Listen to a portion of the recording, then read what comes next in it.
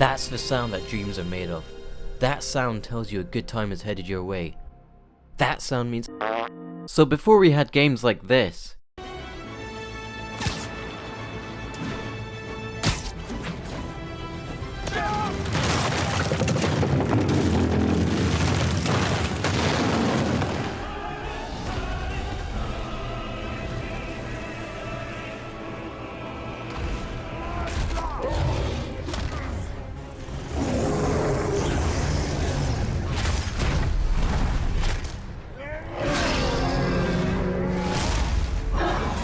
we had games like this.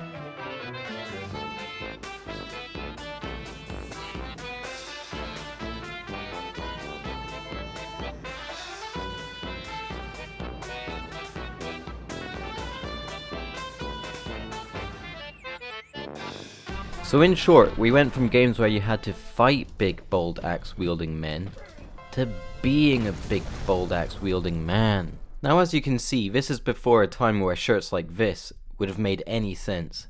Which, by the way, parents, you have to buy your kids shirts like this because it will guarantee a laugh out of them. It's funny stuff. Believe it or not though, this was pretty revolutionary at the time. Now the other day I was just chilling out, maxing, relaxing, all cool, when a couple of songs, they got stuck in my head. And one of those songs is a beautiful song from my youth, and it goes like this. Dude,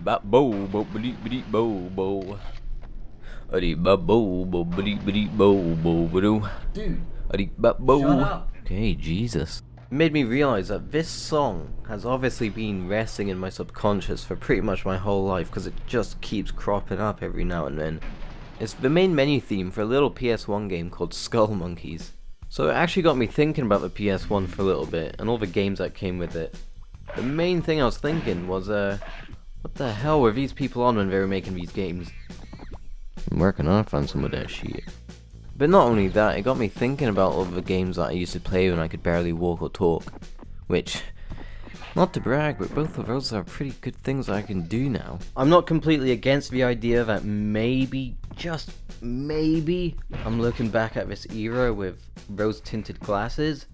Now, there will be a few comparisons here and there, but the whole premise isn't to compare the modern era of gaming to the era that the PS1 is in. It's mainly just for a chance for us, like say if you're 25 to 80 years old, just for a chance for us to reminisce together, sit down, think about things, dim the lights maybe, light a candle, and just whatever happens, happens. I won't tell if you won't. The PlayStation 1 was actually filled with movie tie-in games, which doesn't mean much now, but honestly at the time was pretty exciting. I used to love playing with my Woody. I'd swing him around, I let my friends play with it, but hey, that's enough about my penis. I actually had a Woody action figure as well, so when I found out that there was a PS1 game where you played as Buzz Lightyear and you had to go and rescue your friend Woody, I had to play that.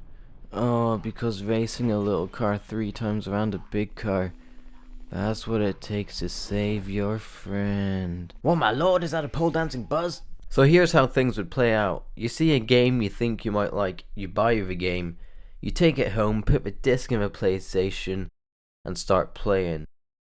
Oh, but what about the day 1 patch? Didn't exist back then. So what about all the bugs?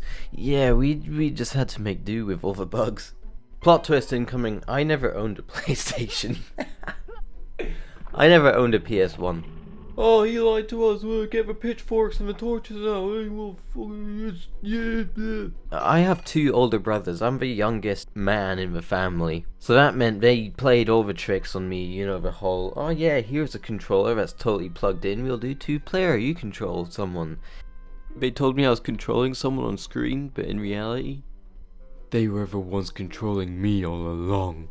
It also meant that they owned everything. They owned the controllers, the memory cards. I had 1 memory card for me, which meant that if I did want to play, first I would have to be a punching bag for them when they wanted to practice for Stone Cold Stunners or whatever. All I wanted to do was play a game where you played as a purple alien in a tiny little spaceship taking out screws out of bits of wood, which now that I think about it sounds like a terrible premise for a game. Were PS1 games actually really bad? But before I could even play that, I had to get a spear done to me multiple times. Hold on to the edge of your seat because there's another plot twist coming. I actually owned a single PS1 game. A legendary game called Radikal Bikers. Spelt with a K, and I don't mean like Catacol Bikers. It makes it even more radical. Now it looks like it could be pretty bad now, obviously, looking back on it, but back then it was actually pretty shit. When I was getting footage for it, it was awful, but it was still pretty fun, you know? Now I've already mentioned Skull Monkeys, the whole reason why I'm even thinking of PS1 games. But games like Skull Monkeys and Abe's Odyssey were obviously really good because you can fart on command. And that's funny stuff. There's actually gameplay elements to it though, they're not just farting for the sole purpose of farting. Like, this is some mind-blowing shit, but on Skull Monkeys you fart out of your head. And you fart out a green silhouette of yourself so that you can use that instead of taking your own life when you get hit. What? I know that might seem like a bit of a cheap laugh. I would consider Skull Monkeys a comedy game. I'm not so sure about Abe's Odyssey. There's funny moments. It's got like a dark humor around it, I guess. The main premise of the game is to save the Madokans, I can't remember what they're called. But if you don't want to do that and you want to do something kind of funny, you can, it sounds messed up, but you can actually get them killed in numerous different ways. Like, you can fart, and then the enemy will think it was one of your friends who farted, and bye-bye. Or you can pull a lever yourself. Oops. It's messed up, but it's kind of funny. However, even though some of the comedy is cheap or whatever, and, you know, they're funny games, this doesn't mean for 1 second that they weren't well thought out and well crafted games. Okay, so gameplay wise, they might not be anything that special, but it's everything that surrounds it that makes it so memorable. That's down to the sound design.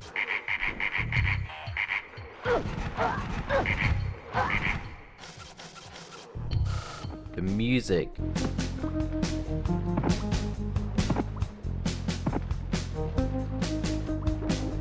The art design. The continuity and the styles that they've crafted for themselves. These are all things that just create this incredibly unique tone and atmosphere for these games that make them so... that just makes them feel so different. It just makes them so aesthetically pleasing. Also, you can fart. I mean, just look at this for a second. Skull Monkeys is a claymation game. I don't know, that's just... seems really cool to me. It just feels like there's so much passion involved. And it does make me question a little bit, throughout the years with the games industry getting as big as it is now, was some of that passion lost? I think a lot of the reason why PS1 games could capture such fantastic atmospheres is to do with the hardware limitations at the time. This seems to be the case with a lot of the older consoles, so basically crappy graphics actually equals good? Well, no, that's not quite how it works. It's hard to explain when you didn't experience it yourself, but it feels like almost every game you played on a PS1 was memorable, down to even sound effects. I still, to this day, can remember certain sound effects in video games. I didn't want to have to go through this again. Make it stop. Make the noises stop. Please, make it stop. Make it stop. Make it stop! So let's just talk about hardware limitations for a second. Honestly, if I dedicated my life to making video games, and someone came to me with a PlayStation dev kit and was like, here, make a vibrant, beautiful game about Bandicoot that's gonna have to be a technical marvel for it to actually work, I'd have given up by the time they said here. Luckily for us though, the folks at Naughty Dog were there to do that for us. If at some point in your day you have a spare half an hour, like maybe you need to sit on the toilet for half an hour for one reason or another, there's actually a very interesting video where Naughty Dog's co-founder, Andy Gavin, talks about all the ways they had to hack and chop at the dev kit in order to make Crash Bandicoot. Pretty interesting, but it will make you question your own intellect because this man is smart. In fact, the extended interview is over 2 hours long, so if you have that kind of time, maybe you feel like that time on the toilet is gonna be 2 hours for some reason, you could maybe even check that one out. I know I've brought up passion a few times in this video already, but that's the word that came to mind when I was watching that interview, because the only way you would see that through to the end is if it's a project you're passionate about, because there were some hurdles that you had to overcome when making that game. Here's the crazy thing though about PS1 games when we're talking about the atmosphere. If you get scared pretty easily, there is a downside for you, because even games that weren't necessarily in the horror genre ran the risk of being a pretty creepy game. Like, there's a game called Medieval, which isn't even necessarily classed as a horror game. It had this eerie, creepy vibe to it, and this is something that just wasn't recaptured in the PS4 remake. It's the exact same game, but they just couldn't recapture what they had, which is a shame. It's a fun remake, but it doesn't give you the same emotion. I don't have any concrete evidence as to why games had a sort of eerie vibe to it. Most of it probably had to do with the fact that I'm just a little bitch, but I think a lot of it has to do with like the low polygon count, the sound design. I think some lighting has something to do with it. A lot of games were generally a bit darker. I think low draw distance is a big one as well, which Silent Hill perfectly uses to its advantage, using fog to not only counteract the low draw distance but to further the horror. I think that's pretty unique. The unresponsive controls made you feel unsafe, and games back then also had this weird little like twitch going on in the animations. Movements were kind of twitchy, and thinking about it, that's pretty freaky in its own right. There's a game of Batman and Robin on the PS1, and whilst it wasn't well received, there was a certain magic to it for me. It was creepy. I could honestly never get past the first level, but I can still picture exactly how the movements are in the game and what the thugs looked like. I don't envy anyone who has to work on a remake for a classic horror game though, because everyone wants different things from them. It's a subjective opinion on whether a remake is done well or not. PS1 horror and modern horror just have completely different approaches for how they get the scares in. One thing is definite though, nothing will ever be able to fully recreate the same vibe that those earlier games gave off. Now on the other end, there's also a lot of games which were beautiful, vibrant games. Even though a lot of the character models look like it was made by a 5-year-old, I mean compared to today's standards, the games themselves still have like a certain appeal to them. With games like Crash Bandicoot and Spyro, I think what a lot of it has to do with is like the color palette that's used, these lovely, bright, vibrant colors. So graphically they might want to make you throw up a little bit, but it still captures your attention because it just looks so Thank you for releasing me. That is absolutely not the voice I was expecting for a dragon called Thor.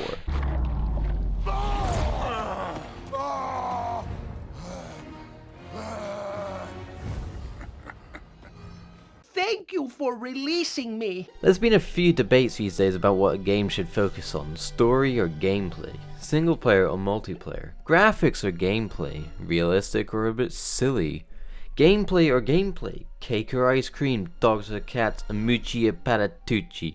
I could be wrong in saying this, but I feel like when game developers were making games for the PS1, the main rule of fun was thumb.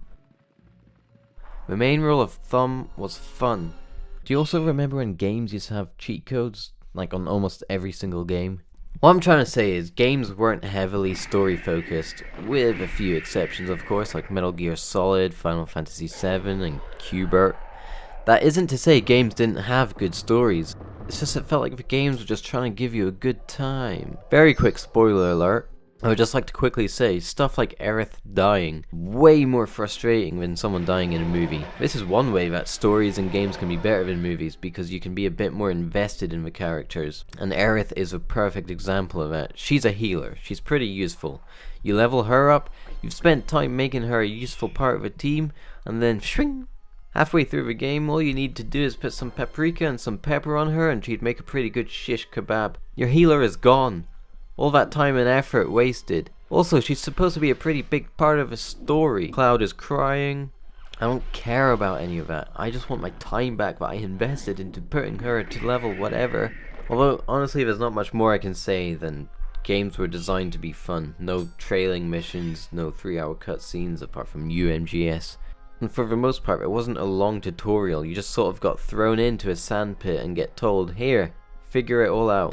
Games were challenging, but not even on purpose. For some reason, I didn't mind playing a game to a point where I couldn't go any further, and then just going back to the first level again and again, because the games were just fun.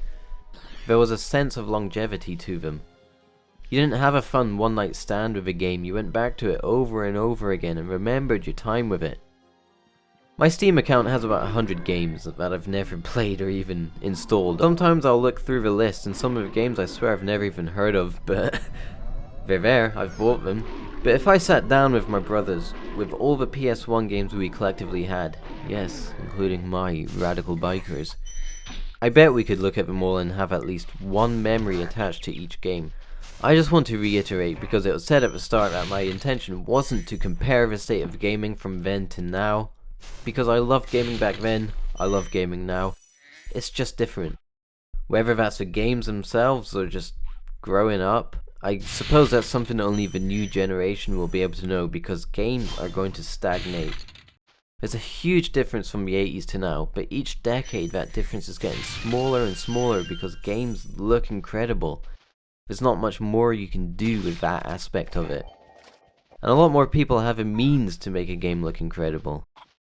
I need to end this before I go off on another tangent. Look, honestly though, as I was going through some of these games to get footage, I realised just how awful some of them were. I'm looking at you, 40 Winks and Batman. It's just I used to have such a good time with them when I was younger, but now I've just tarnished that memory. When I was getting the footage for Batman, I spent half an hour wandering around the museum bored. Honestly, a pretty realistic museum experience. And only for this to eventually happen.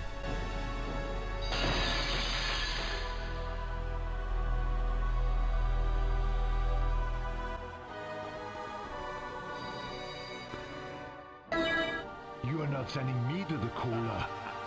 What is that about? That's so anticlimactic. Well, hey, if you saw any games today that you'd think you'd like to see me play on the channel, then the answer is